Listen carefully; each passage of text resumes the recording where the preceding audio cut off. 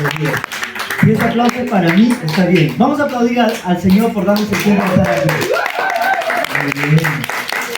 Muy bien, vamos a aprovechar el tiempo. Yo sé que han venido tardecito, discúlpame. Sé que algunos vienen más lejos que yo, vienen desde Carabalí. ¿Quién viene de Carabalí? Sí, Mónica. Yo vengo de Huaycán, estamos casi parecidos. Anoche para llegar el día que hace Santa Rita. Ah, ya estaba más cerca que yo entonces. No la aplaudo, no la aplaudo. Muy bien. Vamos a orar, ¿sí? Para empezar, vamos a aprovechar los 20 o media hora que tenemos, 20 minutos, media hora que tenemos, lo queremos aprovechar bien, ¿sí? Entonces vamos a pedirle al Espíritu de Dios que nos ayude a entender el libro que nos toca estudiar esta mañana. Vamos a orar. Señor, gracias Padre por esta mañana. En primer lugar, te quiero pedir perdón por mis ofensas. Señor, quiero acercarme ante tu trono de la gracia, pedirte misericordia, porque siempre te fallamos, Señor. Y tú eres un Dios santo, eres un Dios que también eres celoso con nuestras vidas. Y Padre, te pedimos, Señor, que tengas misericordia de cada uno de nosotros que estamos aquí, Señor. Personalmente en mi vida, Padre.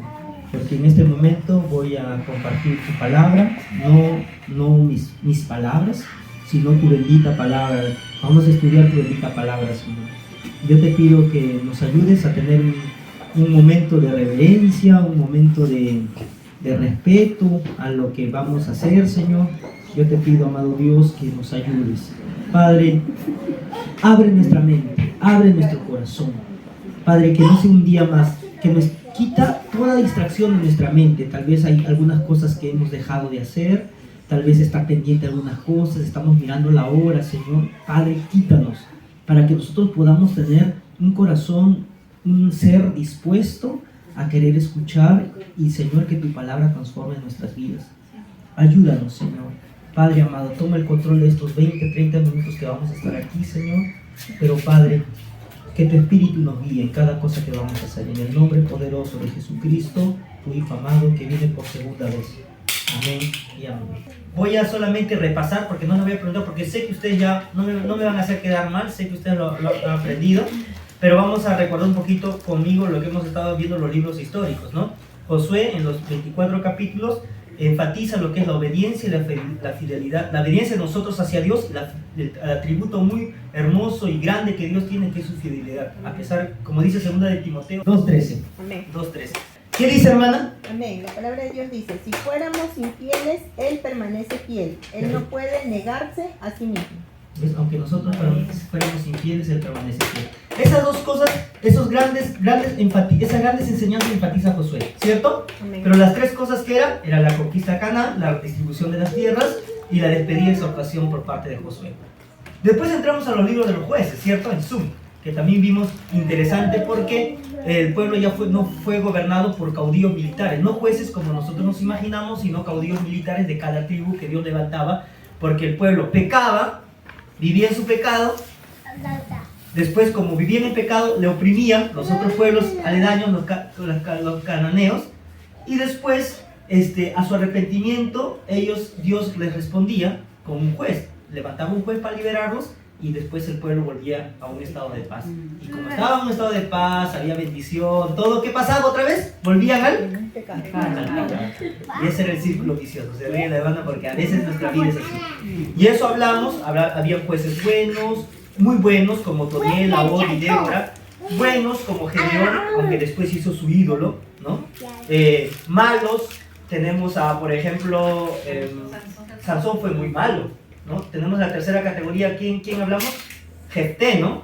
Que los ancianos fueron a buscarlo y él ganó las batallas, sin embargo, después como no conocía el carácter de Dios, entonces él empezó a hacer sus propios ídolos parecidos a las otras culturas. Y el más malo, digamos, Sansón, que fue violento, tuvo mucha inmoralidad sexual y bueno, así son, pues, aún en su misericordia Dios usa hombres con nuestros defectos, pero hay hombres que sí entendieron lo que era el carácter de Dios y hay hombres que no entienden. Es como que nosotros estamos acá, Ronald está acá parado, pero puede ser que no entiende el carácter de Dios y vive como quiere, pero Dios lo levantó, lo sacó de lo más vil, de lo más menospreciado, lo sacó, pero aún él en el camino puede ser que puede vivir sin conocer el carácter de Dios. Tú puedes estar acá, puedes estar participando, escuchando, pero no hay ningún cambio en tu vida, no te quieres comprometer más. O sea, ¿sabes cuál es el problema entre los peruanos sobre todo? Yo que he visto que he estado en otros países, he visto que nosotros somos muy ordinarios, no en el sentido malo. O sea, solo hacemos lo que nos dicen que hagamos, pero no somos extraordinarios. O sea, no hacemos más de lo que se nos pide. Entonces, solo hacemos, por ejemplo, solo funcionamos si la pastora o el hermano o quien sea dice, tienes que hacer, pero no funcionamos por iniciativa propia.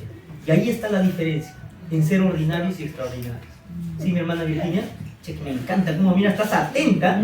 Hay jóvenes que se distraen, pero tú estás que no, ya me pones nervioso porque tu mirada está, pero que me fijo. Muy bien. Entonces, eso es importante, ¿sí? Ya hemos repasado. Ahora entramos a un libro pequeño que solo tiene 4 capítulos, que es Ruth. ¿Ya? Entonces vamos a ir leyendo y de acuerdo a eso yo voy un poquito añadiendo algunas cosas en algunas preguntas y ustedes van apuntando después. ¿Sí? Mi hermana, ¿cómo te llamas, mi hermanita linda? Aime. Aime. Muy bien, mi hermana Aime. Usted va a ser mi secretaria en este día, porque Solita de repente si lo pongo otra vez van a pensar, ah, es su engreída, por eso le da a ella. Entonces, sí, por favor. Ahí está Ruth, le entrega y usted, por favor, me acompaña con la lectura. Ruth, vamos a ir avanzando. Tiene 3 personajes importantes. Noemí, la viuda, ¿ya? Es del pueblo de Dios, Noemí. Tenemos a Noemí, a Ruth, que es la moabita, ¿no? Del pueblo que no es de Dios. Y tenemos a Boz, que es, no es Boz con S, ¿eh? Boz con S es jefe, en inglés. Boz, con Z. Él es un agricultor israelita que tiene que ver con todo el plan de redención. Parece mentira, pero yo les voy a, mientras les va repartiendo, les voy a decir algo. El libro de Ruth, mi hermana, tiene un dato curioso, que no se menciona mucho a Dios. Pero es importante porque usted debe entender que Dios, aun cuando no se menciona, Él está realizando todo el plan a nivel general. Él ve la película de manera macro, de lo que nosotros vemos así como las películas que antes eran citas por partecitas, nosotros la vemos la vida así. Nosotros vemos la vida así. Hoy me está pasando esto, pero Dios ve el macro. Sabe que si pasas eso, ahí está la victoria y va a desarrollar carácter, va a desarrollar bendiciones en tu vida. ¿Entiendes? Entonces, a pesar que Ruth no se menciona mucho a Dios literalmente, sin embargo, Dios está trabajando todo el plan de redención y vamos a ver por qué. Muy bien, mi hermana, por favor, lee la primera parte. Ruth, contexto histórico y geográfico. El libro de Ruth tiene lugar durante el período de los jueces en Israel y tiene como escenario las ciudades de Belén y Moab. Era un momento de inestabilidad política y social en el que cada tribu seguía sus propios caminos. El libro cuenta con la historia de una familia israelita que emigra a Moab debido a una hambruna en Belén. Moab era una región al este del río Jordán, cerca del Mar Muerto. Ya, muy bien, ya nos contó un poquito el contexto, ¿cierto? ¿Cuáles son los 2 lugares que se desarrollaba en la historia? Israel, Belén y Moab, ¿cierto? ¿Por qué se fueron? Había una hambruna. Muy bien, ¿cómo se llama? Claudia, está atenta, Claudia, pero tiene una comprensión lectora bárbara. Ya, muy bien, por una hambruna, ¿cierto? Muy bien, continúa mi hermana Aime, por favor. Autor desconocido. Resumen del libro. El libro de Ruth es una narrativa corta y emocionante sobre la historia de una joven moabita que se convierte en uno de los antepasados de David y posteriormente de Jesucristo.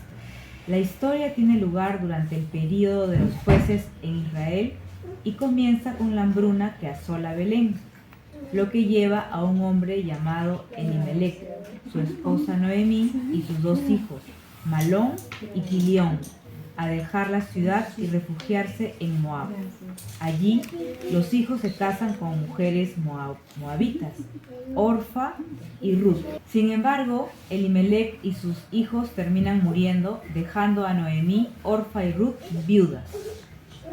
Noemí decide regresar a Belén y anima a sus nueras a quedarse en Moab y encontrar nuevos maridos, pero Ruth se niega a abandonarla y dice la famosa frase: No me ruegues que te deje y me aparte de ti, porque donde quiera que tú vayas, iré yo, y donde quiera que vivas, viviré. Tu pueblo será mi pueblo, y tu Dios será mi Dios. Ruth, capítulo 1, Sí. versículo 16. Ya, un momento hasta ahí. Hasta ahí, ¿en cuántos capítulos está dividido, les dije? 4. En el primer, hasta ese contexto es el primer capítulo. ¿Ya? Entonces vamos a rebobinar un poquito. Yo les dije que hay 3 personajes principales, que es la viuda que es Noemí, la mujer Ruth que es moabita y el agricultor israelita que es Boz, ¿cierto? Pero la historia empieza cuando hay una hambruna, ¿cierto?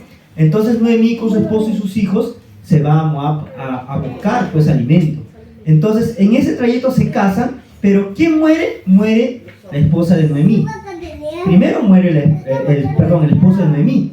Y después ya sus hijos, cuando se casan, también subsiguientes los hijos mueren. Entonces, ustedes saben que en ese tiempo no tener, digamos, la cobertura de un varón era muy difícil para una mujer por el tema cultural. No porque Dios lo haya querido así, sino por un tema cultural, ¿no? Claro, Dios pone como cabeza del hogar al varón, sin embargo, un tema cultural hacía que desvalorizaba a la mujer. Entonces, en ese momento, Noemí le dice a sus nueras, quédense, porque yo voy a volver a Belén. Y en Belén, ustedes, pues para empezar, ustedes no son israelitas, son de un pueblo pagano, ¿no? Donde hemos venido a buscar por un tema de hambruna, y ustedes van a sufrir allá al no tener, al ver que mis hijos han fallecido, o sea, y todo eso. Entonces, ¿qué pasa con Orfa? Orfa dice, sí, claro, tiene razón, voy a aceptar eso. Pero ¿qué pasa con Ruth? Ruth, ¿qué demuestra ahí? ¿Qué demuestra ahí? Lealtad. Muy bien, lealtad, fidelidad, ¿no? Lealtad. Ella dice, no, y ahí viene el famoso texto que dice, no me pidas que me aparte de ti. Bueno, algunos enamoraditos mandan eso como texto, ¿no? No me pidas que me aparte de ti, porque donde quiera que vayas iré. Por eso que me la sé, pues, por eso que me la sé. ¿No? Tu Dios será mi Dios y todo, ¿no? Pero es un versículo que se usa mucho, pero se usa por la fidelidad o la lealtad, digámoslo así, de Ruth hacia su suegra. Porque para un moabita decir eso era como, mira, tu Dios será mi Dios. O sea, todo lo que yo aprendí de niña, todo lo que yo viví, todo lo que como me crecieron con mis padres, todo lo que me enseñaron, no me interesa contar que yo quiero estar a tu lado porque tu Dios va a ser mi Dios. Yo te voy a cuidar. Si tienen que humillarnos, nos humillan a los dos. Si tú tienes que ser despreciado, nos desprecian a los dos. Y de ahí, desde una persona que no vino desde el pueblo de Dios, pero desde la lealtad a su suegra, va a empezar lo que habla en el contexto, que desde Ruth viene una genealogía que llega a tenerlo nuestro Señor Jesucristo. Pero empezando desde una virtud importante. ¿Sobre qué? La lealtad. No nos olvidemos de eso. La lealtad. Porque para Noemí todo era tragedia. Es más, cuando Noemí vuelve a Belén decide volver a Belén, ella se cambia de nombre y se pone Mara, que significa amargura, amargada.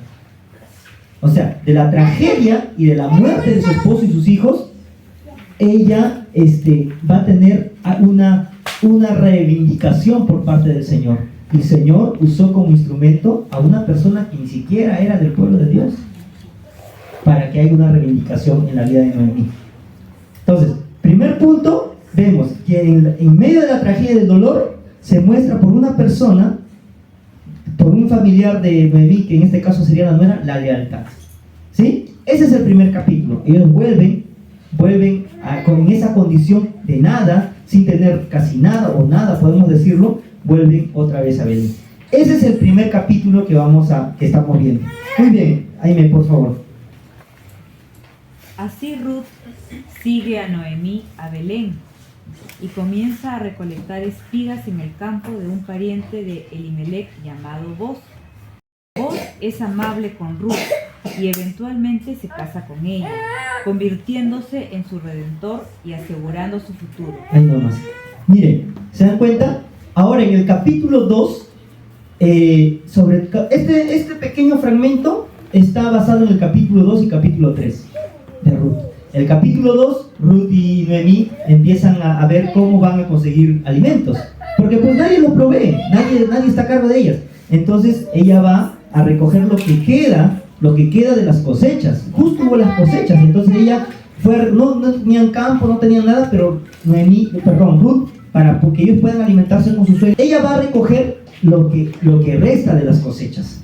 Ahí conoce a Boaz, ¿no? Entonces, ¿qué pasa? Ruth le dice a Noemí, mira, he conocido, y Noemí se alegra porque sabe que él es un pariente de su esposo, ¿no? Y ustedes saben que como cultura, antes era que si alguien quedaba viuda, por ejemplo, si en el caso de yo falleciera, mi esposa quedara viuda en ese tiempo, mi hermano, si yo tuviera un pariente, mi hermano sería quien tendría que asumir, digamos, la protección de ella.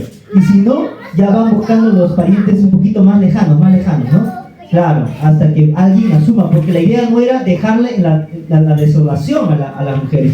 Pero como Noemí ya se había ido de Belén, yo me imagino que había perdido algunas cosas y otros habían asumido sus campos y todo. Pero ahí era así la cultura. Por eso es que ellos se alegran. Y en el capítulo 3, Noemí le dice a Ruth que pues pueda cortejarlo, se preparen como para decirle, mira, tenemos aquí nuestra redención, tenemos un pariente y como es la ley, sería muy bueno que eso suceda, ¿no? Tenía una esperanza, ¿no?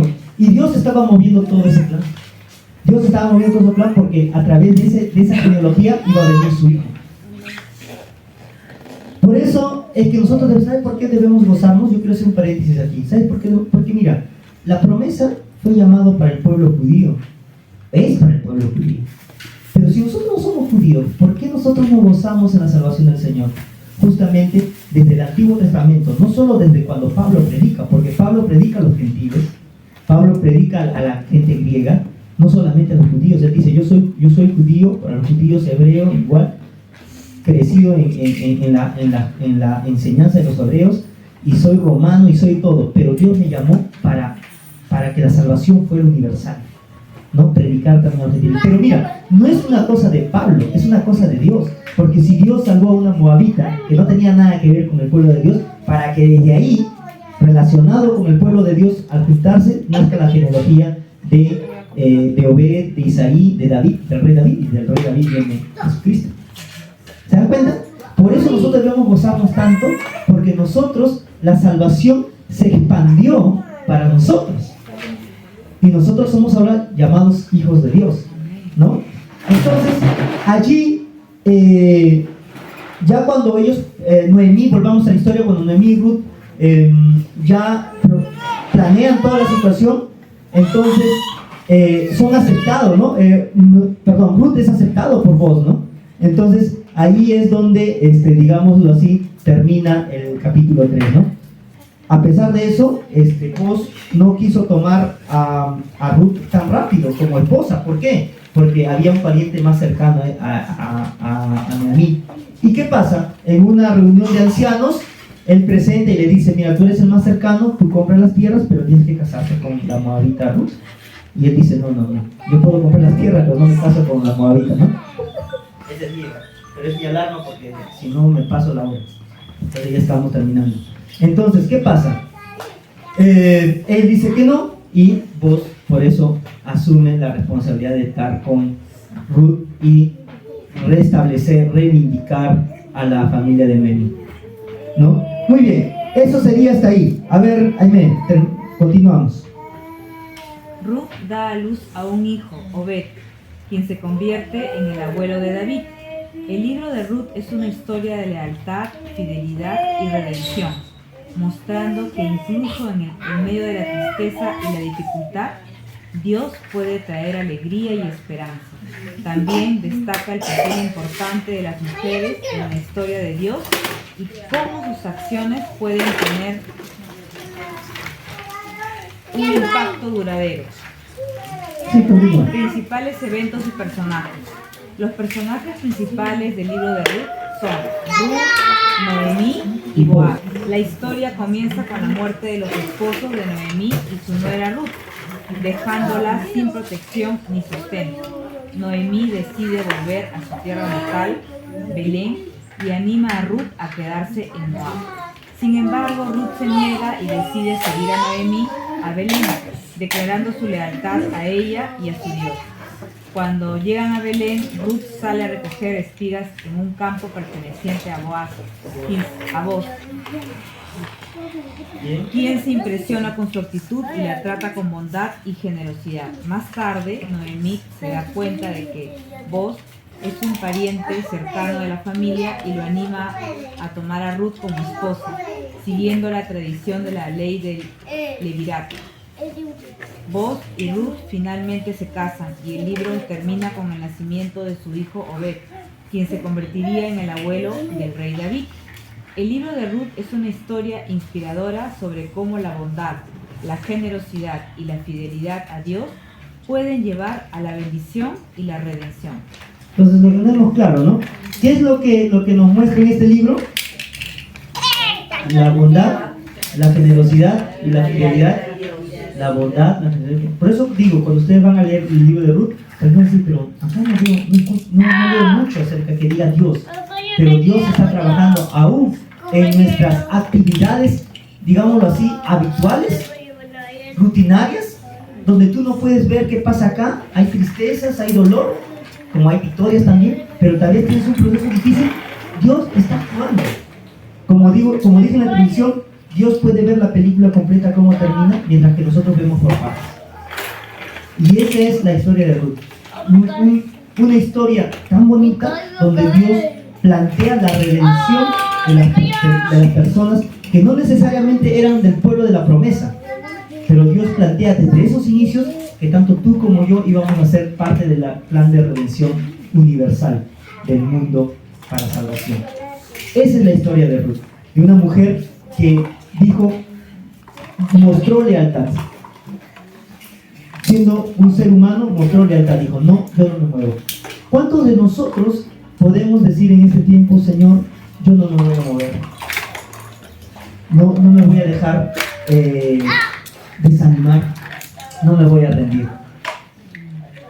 Porque si una mujer que no te conocía desde muy niña creció con otras costumbres, decidió ser leal, yo también puedo ser leal. Yo también me puedo animar a ser leal, ¿no? Y ese es el libro de Ruth. El libro de Ruth, donde Dios nos muestra su bondad, su generosidad y su fidelidad. ¿Sí, hermanos? Entonces, ¿alguna pregunta que tengan? Dicho sea de paso, he buscado un poco de información acerca de la pregunta de Josué. Voy solamente a buscar información. No hay estudios que digan que Josué, o sea, el nombre de su esposa de Josué, el nombre de los hijos de Josué, ¿sí? No hay eso. Hay especulaciones, ¿no? Como por ejemplo, Josué estuvo, tal vez tuvo hijos con la mujer que los ocultó cuando fueron como espías, la prostituta, dice, tal vez tuvo 8 hijos, pero no es algo que la Biblia nos dice. Entonces no podemos, pero la Biblia dice mi familia y yo, entonces podemos creer que ha tenido una familia, pero de la cual no ha habido más registros más allá, ¿no? Entonces, porque también después de Josué no hubo un sucesor. ¿Pero por qué no hubo un sucesor? Porque antes era teocrático, no era monárquico. Monárquico era con reyes, pero antes no era así. Entonces no era como que mi hijo tenía que asumir y ser rey como lo hacía en el caso de David y Salomón. No era así. Eran sucesores, o sea, personas que eran fieles al líder de ese momento, ¿no? Por ejemplo, Moisés era levantado, Josué era fiel y así, pero no había. Por eso es que no se habla de un hijo de Josué. Entonces yo no puedo suponer, aunque quieran algunos historiadores poner cosas, yo no puedo decir algo que la Biblia no dice, pero creemos que sí tuvo su familia, porque él dijo bien claro, yo y mi familia serviremos a Jehová. Más allá de eso, no sabemos, no podemos especular, ¿sí? Entonces nos queda tranquilo que Josué fue también digamos así, teológicamente se habla como un antitipo, pero no significa que sea en contra de, sino es como la cara de la misma moneda. ¿Ya? Una moneda tiene dos caras, digámoslo así, algo así, porque Josué representa mucho la redención, el mismo nombre es parecido al Yeshua. Entonces hay muchas cosas que el libro de Josué, porque nosotros hacemos de manera superficial, digámoslo así, de manera, no superficial, pero no entramos a profundidad de estudiar los libros aquí. Lo que aquí hacemos es dar una mirada general, para que ustedes puedan profundizar. O sea, tal vez si alguna vez la iglesia en un tiempo decide hacer una academia bíblica, por ejemplo, ¿no? Ustedes tienen que pensar en grande, pues, ¿sí o no? No siempre van a estar aquí. Tienen que pensar en grande. Yo siempre veo un terreno que paso por el sol de La Molina y veo uno de 1000 metros y digo siempre, tal vez esto va a ser la iglesia en nuestra casa. ¿No? Porque siempre el pastor tiene ese sueño, ¿no? Entonces, ustedes tienen que soñar que un día cuando sea una academia bíblica para que ustedes hagan ministros, ministras, pastores, entonces tengan una academia bíblica que ustedes mismos certifiquen. Ahí sí ya, agarramos Romanos, profundizamos Romanos en 3 meses, siquiera algo, ¿no? Llevas tu curso, tu malla curricular que le llaman en la universidad, ¿no? Ya, si quieres 3 años mínimamente para que como un instituto, entonces ahí sí, pero ahorita tú estás llevando, tampoco no es nada, sí, es mucho, porque tienes aquí un resumen que te puede dar la motivación para que sigas estudiando, ¿no? Yo sigo estudiando, por ejemplo, yo no me lo sé todo, yo sigo estudiando, estoy estudiando teología en un curso que me dan desde República Dominicana, pero yo sigo estudiando, no conozco, me falta conocer muchas cosas, ¿no? Y sigo aprendiendo. Y yo cuando enseño así sigo aprendiendo por la fe. Por ejemplo, mi hermana Aimee cuando contó su testimonio, sigo aprendiendo porque siempre uno aprende.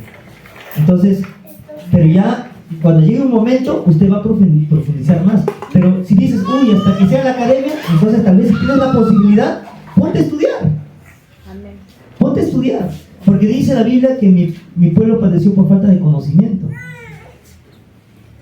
Hay que tener cuidado, porque si no, nosotros no conocemos la palabra, ¿qué pasa? Que viene cualquier persona y nos puede engañar con bonitas palabras.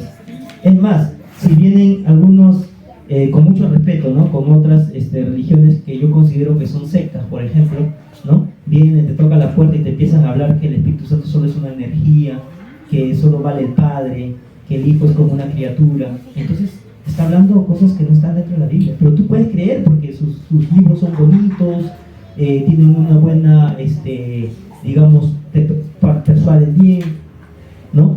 Tal vez viene otro y dice, no, nosotros somos los santos de los últimos tiempos y nos manejamos así, entonces, que tomar café es pecado, y muchas cosas. No, las mujeres no pueden usar pantalones, tantas cosas que se usan, pero ¿por qué?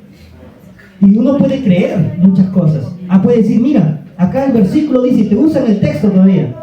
Pero cuando tú usas el texto fuera del contexto histórico, social y sobre todo doctrinal y espiritual, entonces cualquiera puede decir, tú puedes decir, sí, pero acá en la Biblia dice. Yo le pregunto a mis jóvenes y a las personas, digo, mira, si Dios hubiese decidido condenarnos a todos, nos hubiese decidido, no salvarnos, condenarnos. Todos están condenados, no tienen salvación. ¿Dios hubiese sido malo? No, ¿por qué? Hubiese sido justo. Y eso es un atributo de Dios. ¿Por qué? Porque dice Romanos 3:23, por cuando todos pecamos, estamos destituidos de la gloria de Dios. O sea, si Dios hubiese condenado a todos nosotros aquí, a todo el mundo, nosotros tendríamos por qué decir, Dios, ¿por qué Dios eres malo? ¿No? Porque Dios hubiese sido justo. Y bueno, porque así es. Nosotros por gracia recibimos la salvación. Por gracia de su amor infinito, como dice Jeremías, con amor eterno nos has amado. Por eso nosotros tenemos la gracia de recibir salvación. ¿Se dan cuenta? Entonces, cuando Dios hace algo en los libros de la historia, sobre todo en el Antiguo Testamento, que es un libro de mucha historia, entonces usted tiene que entender bien y estudiar bien la palabra. Por eso es importante que usted estudie, hermano, para que nadie venga y te engañe. Porque dicen, el Espíritu Santo es una energía que fue en el Nuevo Testamento. Mentira. La Biblia dice en Génesis 1 que la tierra estaba vacía. Y la Biblia dice, hagamos. O sea, era un tema de trabajo conjunto entre el Hijo, el Padre y el Espíritu Santo. Y el Espíritu de Dios se movía, dice. Claro, no habla como de Jehová en todas las historias o como de Jesús en el Nuevo Testamento, pero en muchos pasajes habla del Espíritu Santo, del trabajo del Espíritu Santo. Ya se manifestó el Espíritu Santo porque el Hijo fue a la isla del Padre y se manifestó en Pentecostés. Pero el Espíritu Santo estuvo desde antes. Y si hay unas personas vienen y me dicen que solo es una energía, entonces están negando la Trinidad de la cual Isaías habla. Isaías, como profeta mesiánico, habla de la Trinidad. ¿Dónde está? No habla Trinidad, pero explica. Entonces, hermanos, por eso es importante que ustedes conozcan la palabra. No se dejen engañar con teologías de prosperidad, con teologías de muchas cosas. ¿Sí? Entonces, les animo, así como les animó su pastora, les animo a ustedes para que puedan seguir estudiando.